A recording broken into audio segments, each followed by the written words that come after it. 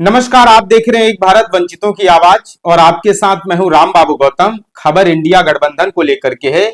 मैं लगातार इस खबर का पीछा कर रहा हूं क्योंकि ये खबर बहुत बड़ी है, खबर दमदार है और खबर असरदार है। मायावती इंडिया गठबंधन का हिस्सा हो सकती हैं, मायावती इंडिया गठबंधन में शामिल हो सकती हैं, मायावती भी इंडिया गठबंधन के साथ आ सकती हैं, मायावती भी इंडिया गठबंधन के साथ कदम ताल कर सकती हैं और मायावती भी इंडिया गठबंधन के साथ चुनाव लड़ सकती हैं। इस खबर पर मैं लगातार जोर दे रहा हूं। इसके कारण कई सारे हैं, इसकी वजह कई सारे हैं, इसके पीछे रहस्य कई सारे हैं और इसके पीछे बहुत बड़ी सियासत छिपी हुई है। इसको जब आप समझ लेंगे तो इससे पूरी तरह से पर्दा उठ जाएगा।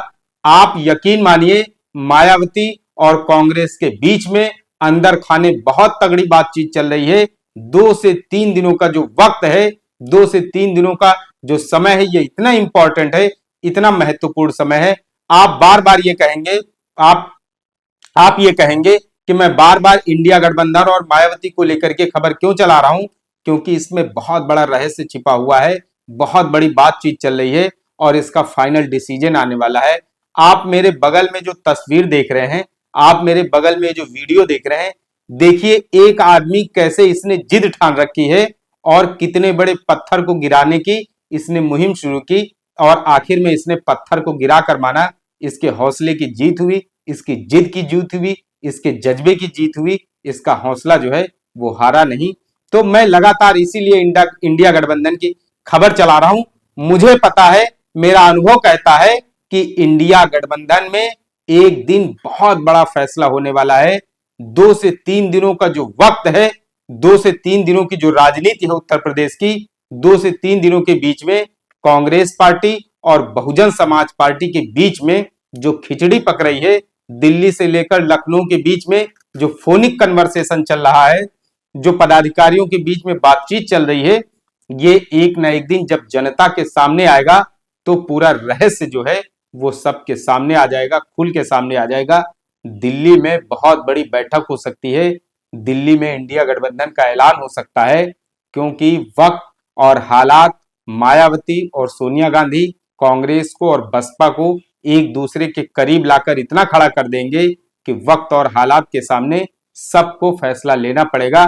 क्योंकि उत्तर प्रदेश की जो राजनीति है, भारतीय जनता पार्टी जो मिशन 80 को लेकर के अपना मिशन चला रही है, जिस तरीके से भारतीय जनता पार्टी ने जाति गोलबंदियां कर रखी हैं पूरब से पश्चिम, अवध से बुंदेलखंड तक, उसका मुकाबला करने के लिए, उसको टक्कर देने के लिए कांग्रेस को, बहुजन समाज पार्टी को और समाजवादी पार्टी को, तीनों को बहुत ज्यादा एक दूसरे की जरूरत है।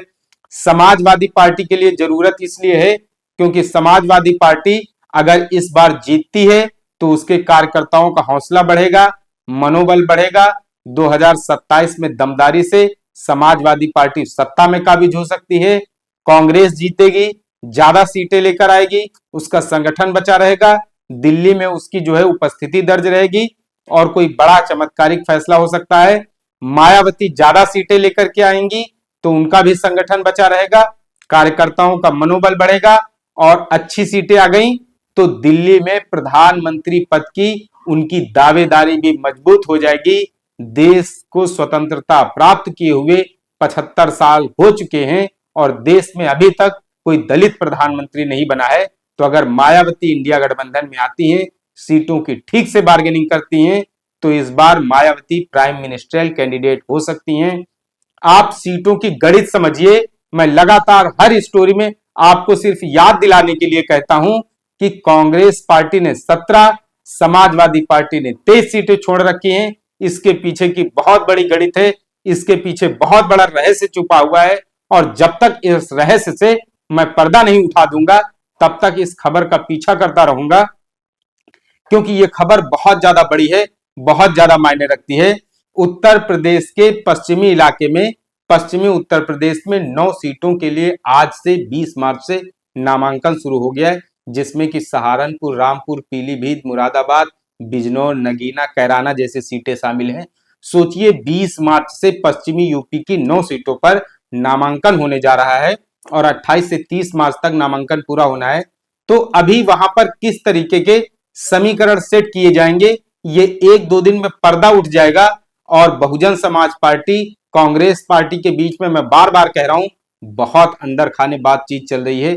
2 से 3 दिनों का जो वक्त है उत्तर प्रदेश की राजनीति में, ये बहुत बड़ा जो है फैसला लेकर के आने वाला है। बहुत चौंकाने वाला फैसला लेकर के आ सकता है।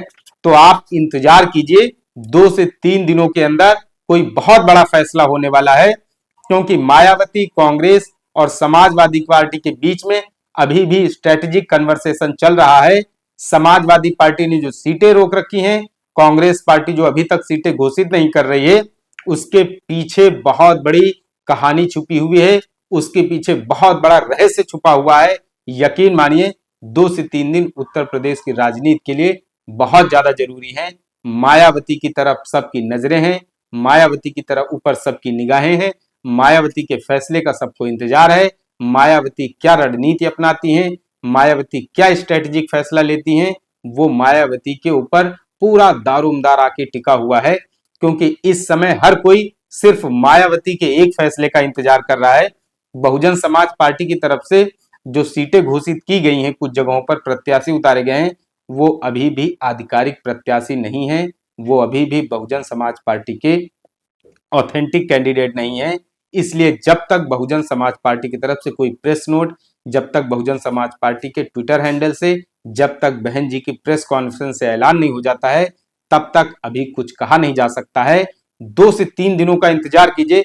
15 मार्च की तारीख भी देखिए कितनी अहम तारीख है, वो तारीख भी गुजर गई, लेकिन बहन जी मीडिया के सामने नहीं आई। तो बहन जी अब जब मीडिया के सामने आएंगी, प्रेस कॉन्फ्रेंस करेंगी, तो उस दिन कोई बहुत बड़ा ऐलान, कोई बहुत बड़ी खबर आ सकती है। 20 मार्च 1927 जो है वो दलित आंदोलन के लिए, दलितों के संघर्ष के लिए, वंचितों, शोषितों, पीड़ितों के लिए बहुत ज्यादा मायने रखती है। 20 मार्च 1927 को ही बाबा साहब डॉक्टर भीमराव अंबेडकर ने दलितों, शोषितों के लिए, पीड़ितों के लिए महाड़ सत्याग्रह आंदोलन शुरू किया था। और ये महाड़ सत्याग्रह कामयाब हुआ। कई साल लंबा संघर्ष चला, कानूनी लड़ाई चली, दांव पेच चले, समाज ने संघर्ष किया, बाबा साहब अंबेडकर ने उस लड़ाई का नेतृत्व किया और इसमें आखिरकार जीत और कामयाबी मिली।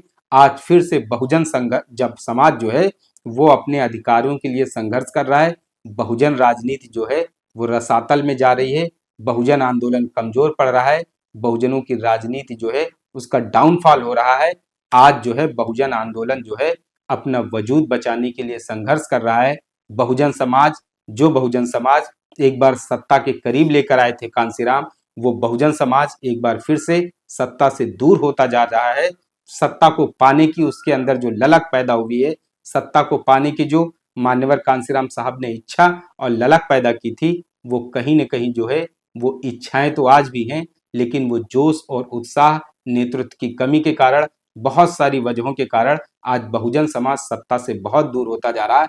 लेकिन ये दूरी भी ज्यादा दिन नहीं रहेगी, क्योंकि बहुजन समाज के पास बाबा साहब डॉक्टर अंबेडकर का संघर्ष है, मान्यवर कांसीराम साहब के विचार हैं।